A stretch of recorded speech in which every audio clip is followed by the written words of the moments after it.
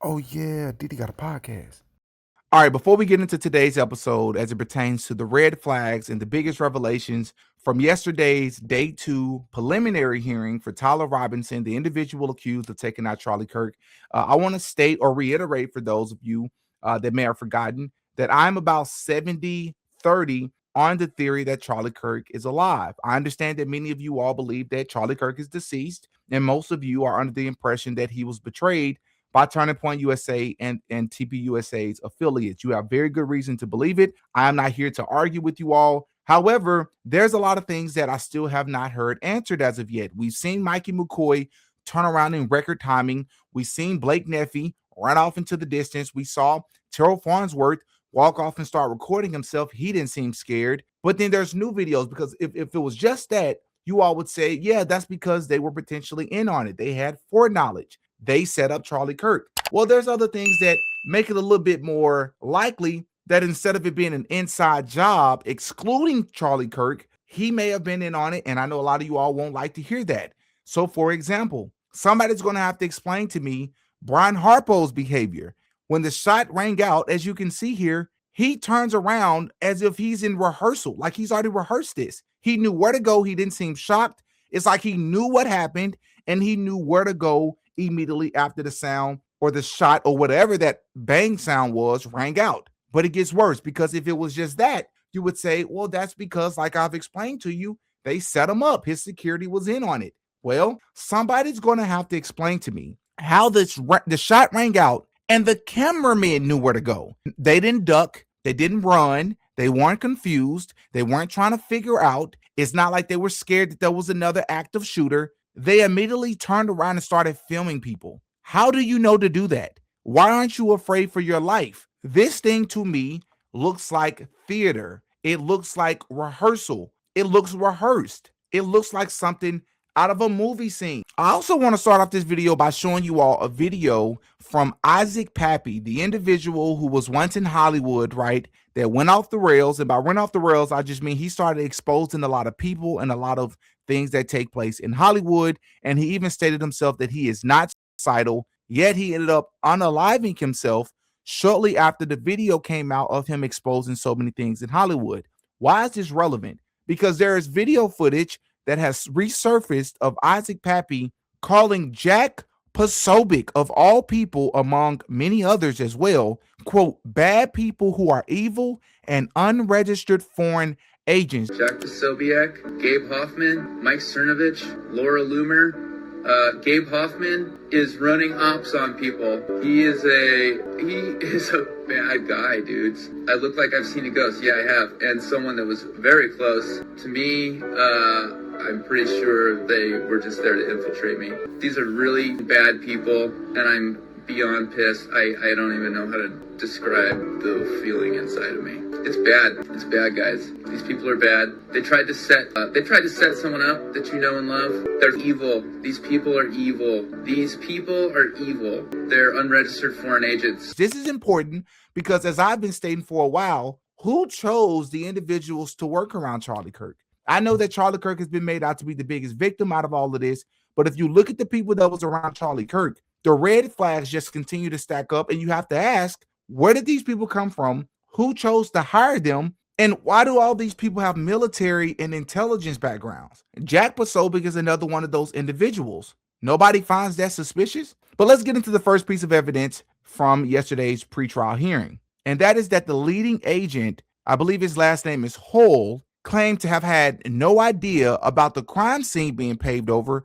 And he also claims to currently still have no idea who made the call to dig up the pavement. I want to go back, if I can, to the scene itself, the preservation of the actual scene where where Mr. Kirk passed. Did you all have canine dogs at any point that sniffed that area? I don't know specifically that area, but I do know that canines were present, or a canine was present on the day. But you don't know what task the canine was given? My understanding was that it may have been used in an effort to track an individual that had jumped off the roof, but... That's alarming. That alone is alarming, that you don't know if the dogs were used to go to the very area where Charlie Kirk was. Now, many of you are going to say that's because he was unalived by an exploding microphone, which, once again, you have good reason to believe that as well. But it could also be possible that they didn't have the dogs to go over there because they probably would have sniffed out some other red flags, such as the setup that they had going on behind that table. But I digress. I don't know for certain. And obviously that didn't produce any results, or we would have heard about that, right? Yeah, not that I was made aware of. Okay.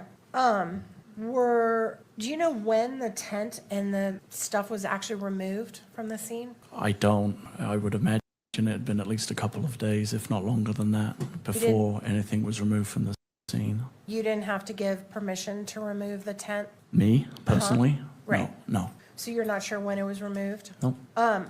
And were you involved in the decision to pave over the dirt that was under the tent? At UVU? No. Did you know that happened? Only because it was in the news. All right. But you don't know when or who ordered that? Nope. How does the leading agent not know who made the call or that it was even made until the rest of us found out?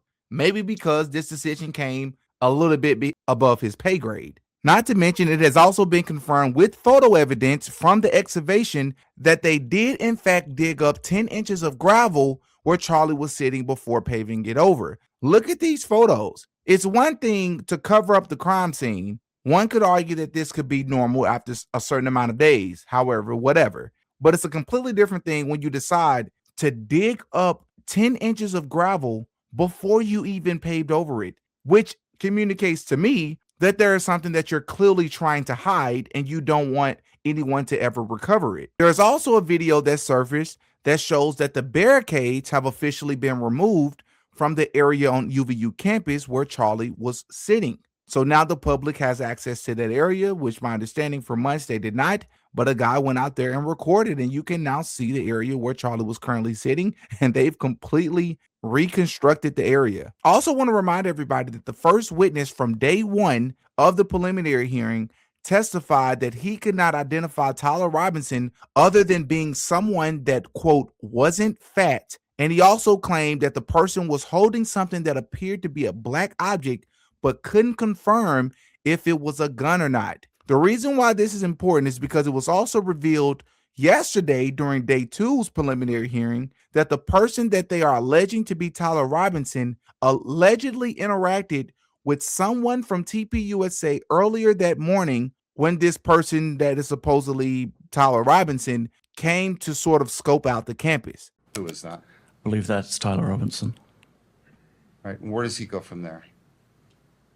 He heads out of the parking garage on foot into the campus and actually goes to the quad area of the campus. At that time, he makes contact with some representatives from TPUSA. The next thing that we're going to react to is one of the most hilarious parts of day two, without a shadow of a doubt. So there's video footage of this person that is alleged to be Tyler Robinson returning back to the campus. And when he returns back to the campus in a different outfit, but wearing the same shoes, they claim when he returned this time, he had at least half the rifle stuffed down his pants. Now, this is especially funny because Lisa knows nothing at all. Tagged me yesterday as a gotcha. See, look, you claim that you don't believe he was ever on campus. Well, even if he was on campus, I said I have no reason to believe he was on campus because we still have not seen footage. I'm standing by that because none of these images are very clear. Now, if you make it clear that it's Tyler Robinson, I'll accept the fact that he was on campus. Fine. Here's the problem. She also wanted to argue that it's very clear that he was walking with a limp. Well, you know what you do when you actually zoom into this footage? It appears that Tyler Robinson, or this alleged person that's supposed to be Tyler Robinson, is actually bending both of his legs. It almost appears like he forgot which leg he's supposed to be limping with. At one point it's his right, the other point is his left. Look at when he's going down the stairs. Both legs are bending here. If you're supposed to have a rifle, so much in fact that it has you limping, then why are you able to bend it when going down the stairs? What's the purpose of limping altogether to begin with? And there's something else that we really need to clear up. So yesterday, there were a lot of people reporting that the FBI DNA examiner stated that the DNA on the screwdriver and the towel were almost entirely Lance Twiggs. They stated that only 5% was Tyler Robinson, while 95% was Twiggs, while the second piece of evidence was only 11% Tyler Robinson and 89% Twiggs. But that's actually not true. It's the other way around. And they actually cleared that up later because only 5% of the DNA belonged to Lance Twiggs, and 95% to Tyler Robinson. And then on the second piece of evidence, 11% actually only belonged to Twiggs and only 89% to Tyler Robinson. Yes, items 7 and 8. In your testing of these items, that they both had mixtures. And you stated, I want to make sure I understood this.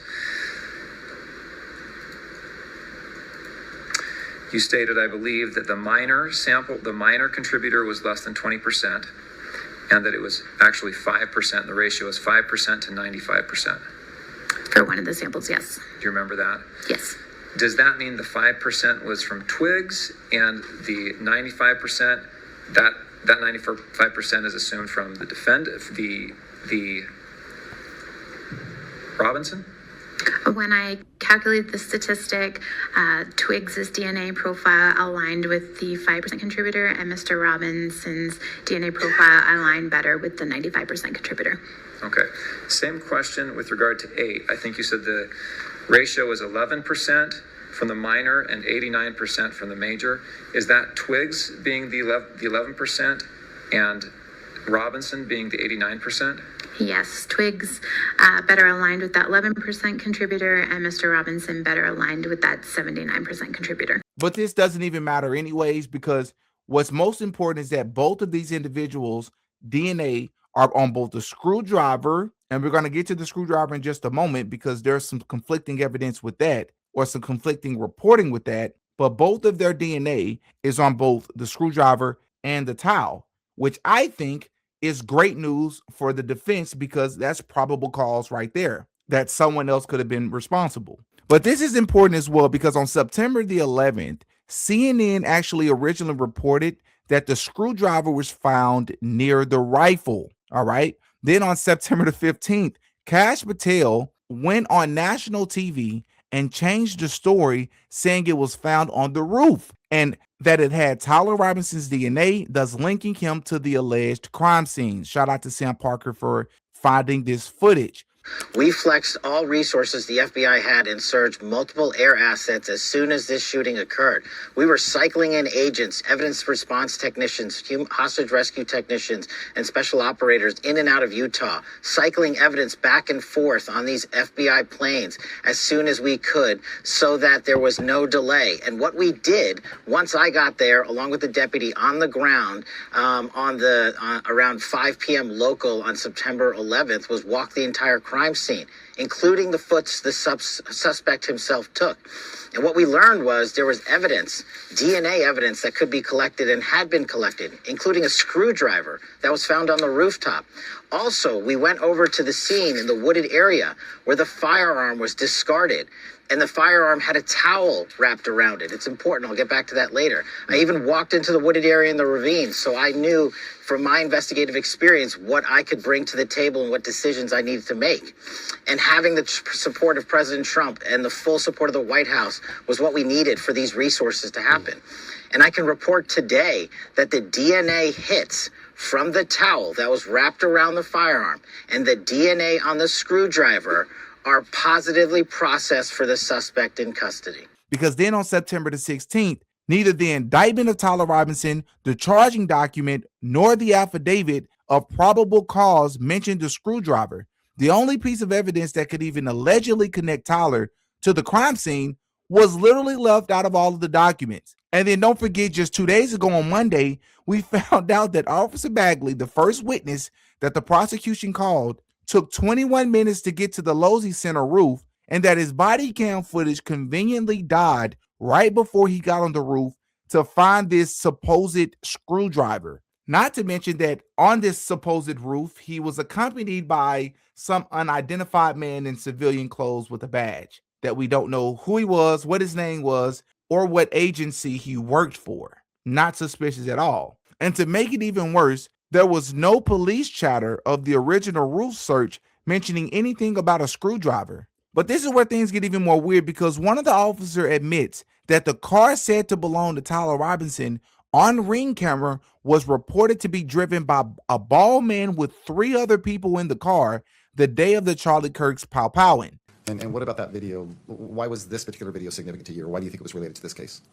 We know from the UVU footage that the person we believe to be Mr. Robinson had an interaction with law enforcement, and a short period after that, the vehicle comes to that house, and some additional evidence that was collected from cell phone data and things indicated that Mr. Robinson was in the area, and we were able to locate the footage of his vehicle on that Ring doorbell camera. Or at least what you believe is his. All right, do you remember that, looking at that interview? Does that refresh your recollection? I remember reading the report at some point, yes. And do you remember that the Nobles told you that the driver of the vehicle was bald? I do remember that being in the report, yes. And you didn't mention that today when you were talking about that Ring camera, did you? I did not. And did they also tell you there were 3 other people in the car? Yes, I believe they thought that was the case. But the most revealing piece of evidence or revelations from day 2 would easily have to be that they have revealed that there is no footage at no point in time of Tyler Robinson taking the shot from the Lozy Center roof, which is crazy because we've been saying for months, why haven't we seen any footage? All these cameras on this campus,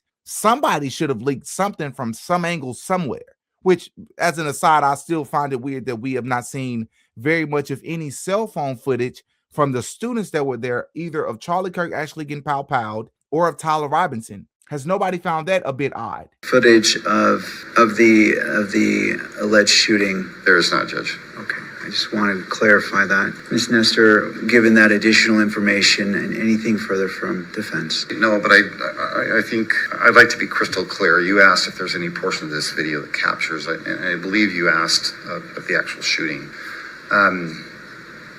There's no video of that. There is video, however, and you've heard testimony related to this, where the shooter goes to the top of the building, goes out to the edge of the building, low crawls, and then leaves after what we assume is the shot being fired. That's not footage, buddy. You can assume what you want. That's not evidence. It's about what you can prove. That's as close as it gets. And the court also recognizes Utah Rule of Evidence 1102 as that is the foundation that's being laid for the admission of this exhibit. Having taken in consideration all factors, the court rules that Exhibit 12.4 is admitted into evidence and shall be played in the courtroom and may be broadcast by the media. We can proceed. And the last thing I'd like to point out is earlier we spoke about footage of Tyler Robinson allegedly coming to the campus many different times, scoping out the scene. And one of the things that they harped on, that being the prosecution, were the shoes. They said that even though the outfits continued to change when Tyler Robinson would leave and come back to the campus, the shoes will remain the same, which are these gray and white Converse shoes, which, number one, is very common. But what's also interesting about that is that Lance Twiggs himself has been seen with these shoes. So what are we talking about here? How do you know it wasn't Lance Twiggs? Many people have alleged that they believe that Lance Twiggs is a federal informant or has been working closely to set up Tyler Robinson. I don't know if this is true, but what you can't rule out is that he is seen literally on footage with the same exact shoes. That's not proof that it's Tyler Robinson simply because the shoes are the same as some footage you saw earlier in the day, even though, once again, you can't identify that this person is unequivocally Tyler Robinson. I'm not here to defend Tyler Robinson. I'm here to defend truth. And once again, it appears to me that this is all theater. I think all of it is a show. And I don't think it's just the people at TPUSA. I think some of these investigators know that this is all theater and they're playing their role to keep people like us invested in thinking that Charlie Kirk was set up. That's what I'm leaning towards. Y'all up in the comment section, give me your thoughts. Let me know what you think, man. I'll catch you all in the next one.